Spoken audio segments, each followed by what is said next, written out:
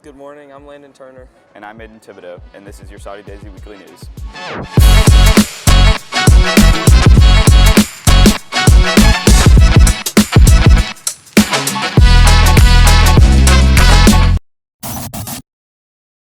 This week is the start of the second quarter.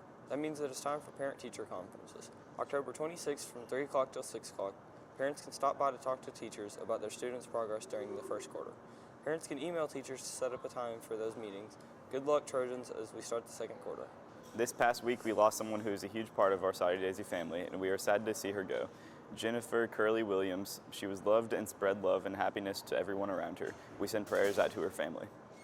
A major accident and chemical spill forced evacuations in East Ridge on September 20th, and it reveals that the company involved is the same one tied to 2 previous chemical spills earlier in the summer. The organic peroxide spilling in the back of the FedEx truck came from Z Chemical. A swarm of Ukrainian jet skis races across the ocean under pitch-black skies, visible only from the infrared camera of a drone watching them from above. They slow down as they approach the shore to avoid detection and hurry on to dry land. That amphibious operation early in October was an infiltration by Ukraine's special forces into Russia's biggest stronghold occupied in Ukraine.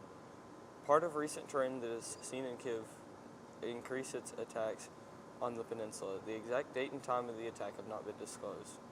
The war between Hamas and Israel continues for another week as the death toll increases. The Israel Defense Forces have said that the absence of, quote, collateral or significant damage to buildings around Al-Ahli Hospital in Gaza shows that it could, quote, not have been an Israeli bomb. That's what IDF spokesman Rear Admiral Daniel Hagari told a media briefing Wednesday, citing imagery of the area.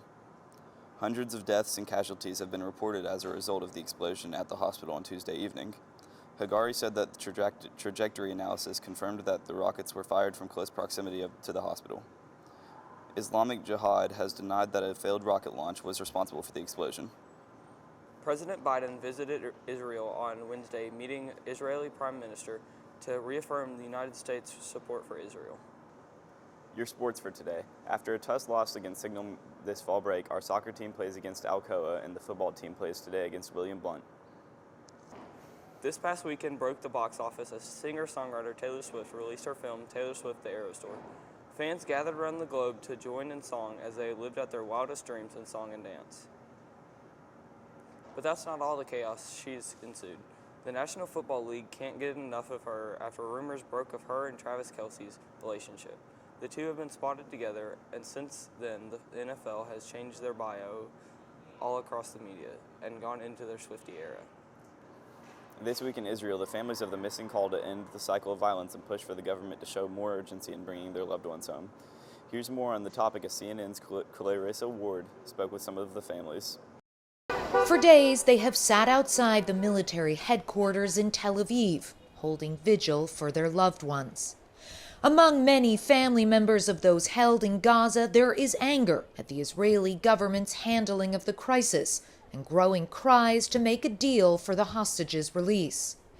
Shai and her family are looking for her sister, Lichi Albag, a 19-year-old soldier who disappeared at Nahal Oz kibbutz. We don't know where she is, if she eats, sleep, where they keep her. We don't know anything. So tell me, why are you here? Because I want someone look at me, look at all of us. Earlier today, the government confirmed they believe another 50 hostages are being held in Gaza, bringing the total close to 200. Among them is 74-year-old Vivian Silver, a peace activist and Canadian citizen who lived in the Be'eri kibbutz. My name is Matthew Nunley, and this is your weather for the week. This weekend, expect rainy weather with highs in the upper 60s and lows in the 40s. That's all for your Saudi Daisy Weekly News. I'm Aiden Thibodeau. And I'm Landon Turner.